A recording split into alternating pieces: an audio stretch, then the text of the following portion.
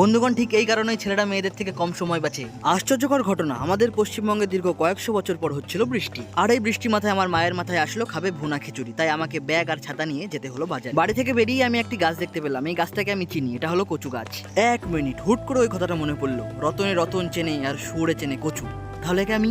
যাই হোক, যেতে যেতে আমি লক্ষ্য করলাম বৃষ্টি থেকে বাঁচতে ছাতার অভাবে এক কিডন্যাপ স্পেশালিস্ট গাড়ি পেয়ারা গাছের নিচে দাঁড়িয়ে রয়েছে। আরো দেখলাম এই বৃষ্টি মাথায় একটা সিংহ সজিনার ডাটা চুরি করার জন্য স্পাইডারম্যানের স্টাইলে সজিনা গাছে ওঠার চেষ্টা করছে। তারপর আমি পৌঁছে গেলাম গঙ্গা নদীর পাড়ে অবস্থিত হরিনাথপুর বাজারের হাটচালির মধ্যে, যেটা ছিল ছাত্রীদের পছন্দ করা মেয়েদের ভবিষ্যতের মতো অন্ধকারময়। হাটচালিতে ঢোকার আগেই বাজার কর্তৃপক্ষ করেছিল কালো কালো দইয়ের ব্যবস্থা, যেটা আমি প্রত্যাখ্যান করে চলে যাই চিকেনের দোকানে। জানি খিচুড়ির সাথে চিকেন, এটা শুনতে একটু অন্যরকম লাগছে। হ্যাঁ, লাগবেই তো, কারণ আমি মানুষটা একটু আলাদা। যাই হোক, আমি আবারও বাজার কর্তৃপক্ষের দই প্রত্যাখ্যান করে চলে গেলাম মুদিখানার দোকানে। ওখান থেকে আমি সকালবেলা পেছন জ্বালানোর জন্য নিলাম শুকনো লঙ্কা।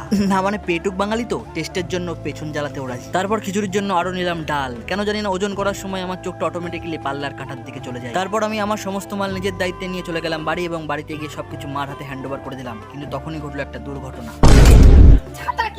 বন্ধুগণ, ঠিক এই কারণেই ছেলেরা মেয়েদের থেকে কম সময় বাঁচে। বেঁচে থাকলে দেখা হচ্ছে পরের ভিডিওতে।